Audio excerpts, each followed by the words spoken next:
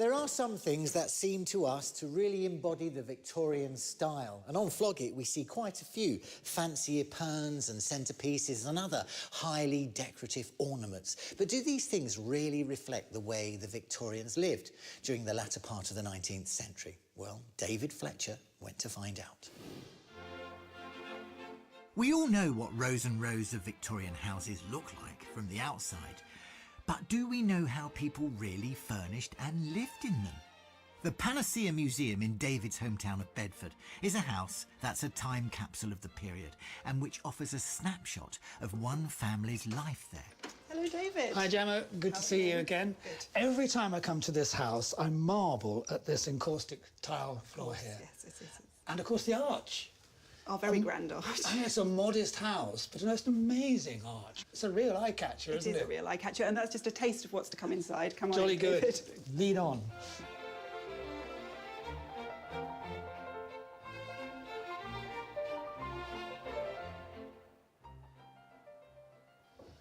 Now, Gemma, I've been to this house 2 or 3 times before, and one of the things I love most about it is it enables us to put Victorian furniture, Victorian objects in a context. Now, this table here, I've sold hundreds of these in my time, but I don't think I've ever actually seen one in its context. Yes, that's right. We've got this wonderful table, which it is good to see in context. We've also got, a piano, a typical asset of a Victorian house, which the children would have used, and a writing desk, which perhaps would have been used by the gentleman of the house. What sort of family were they? We've got some wonderful photos of the Baltrop family living in this house.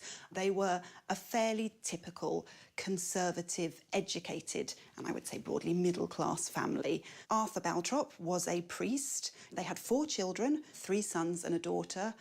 Also, Mabel Baltrop's elderly aunts lived with them, which wasn't uncommon. They would have had between 1 and 3 servants, we're not sure, but certainly some help.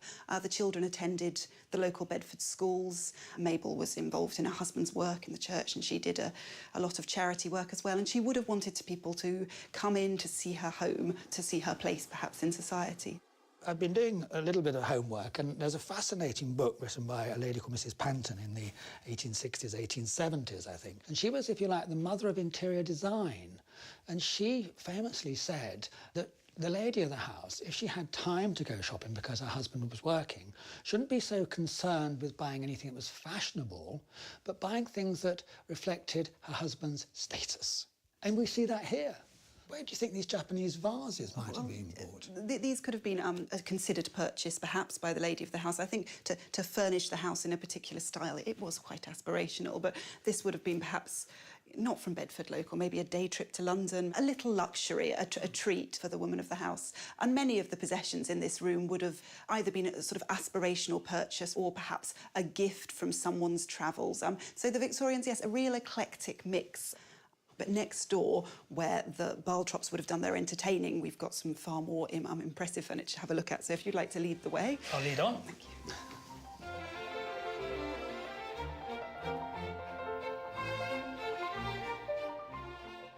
Home was very important to Victorians. They defined spaces within their homes. There were public spaces, private spaces, shared spaces. Some rooms only had one purpose, other rooms had more than one purpose.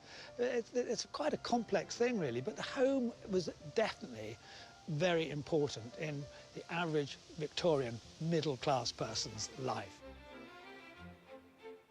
This is obviously the dining room.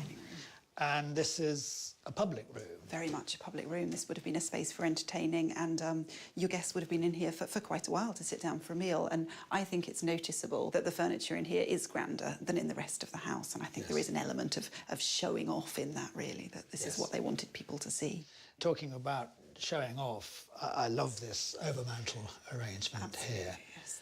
3 tiers of shelves, it just goes on and on and on. And certainly I know the Victorians used to think that if your overmantel was wider than it was high, it was rather coarse. If it was higher than it was wide, it was very grand. That would have been a ceiling height. So, in this room and in the other front room, we have much higher ceilings than in the rest of the house. And yeah, these were the rooms you would have entertained in. You would have wanted a higher, grander ceiling. And obviously, if you have a high ceiling, you've got room to build up your So it wasn't overmantel. an issue of taste, really, so much as an issue of having the money to afford a house with higher ground floor ceiling heights.